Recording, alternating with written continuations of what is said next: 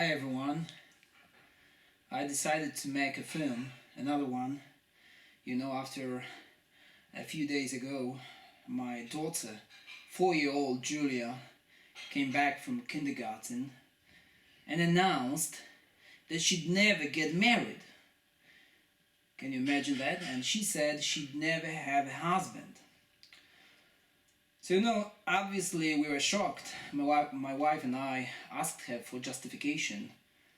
And she said, well, you know, my friend Susie, my kindergarten mate Susie, she says that, her father enjoys lying on the sofa, all day with his feet up, watching the telly, having a cold one, and she doesn't want to have a husband like that.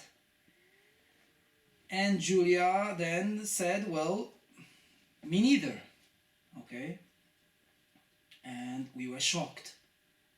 But, my wife quickly asked Julia, have you ever seen your dad lie on the sofa all day, watch the telly, and enjoy a cold one? And Julia said, no, I haven't. So, well, fortunately, she said, no, I haven't, because, well, I can't imagine. Imagine two little girls, 4-year-old girls, talking about such issues, important issues, in kindergarten. Well, I think it's time to wake up. So, I kept thinking about that situation and wanted to find out what makes a real man and a real father. So the first thing is that a real man and a real father has a mission and huge responsibilities. So his first mission is guidance. The world is often said to be like a jungle, to be full of traps. And of course, it's a journey. Our life is a journey, not a destination. So we all need guides, yes? Especially young people like children. But would you like to be guided through that jungle full of traps by a person with a bottle of alcohol in his hand? Well, I definitely wouldn't. Okay? So in my opinion, a real man and a real father doesn't keep beer in his fridge. Instead, he keeps a Santa Claus costume in his closet. Why?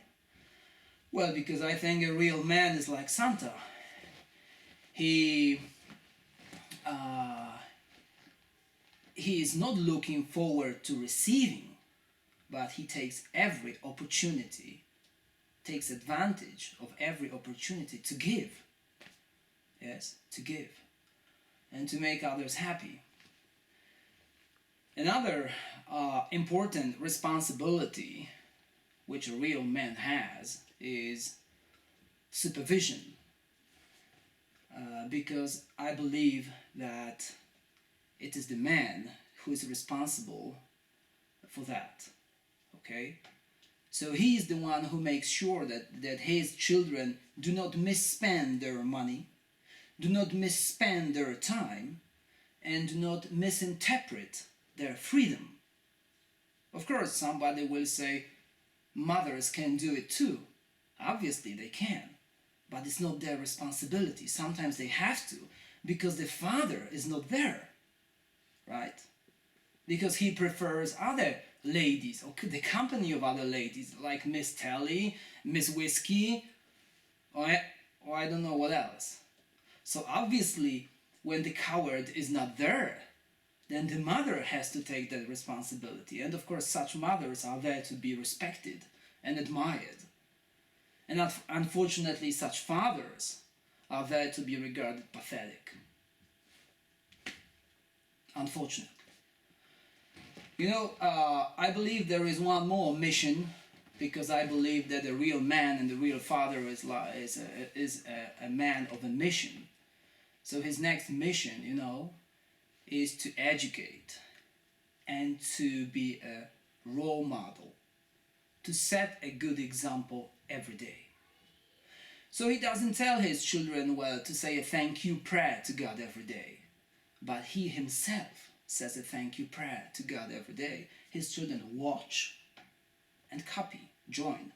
They do the same. Well, and then it's a good example. That's what it means being a role model. Yes? Well, and you know what? A real man, I believe, doesn't spend hours browsing stupid websites. I believe that if he needs to find something, he does it quickly because he's a mission man, okay? So he looks for the things he needs, he locates the target, he takes what he needs, and he escapes. For example, he might look for some nice stories to tell to his children, yes? Because I think that a real father should read, or better still, tell bedtime stories. But come on, not stories like Little Red Hood, okay? Because no child would ever confuse a wolf with his or her grandma. Well, even in a nightcap or a nightgown, a wolf does not look in the least like anybody's grandma. What a crap! Don't ever tell that story to your children. Instead, a real father should he might look on the net for stories of courage. I might give you one example. Julia Hill, an American girl from California.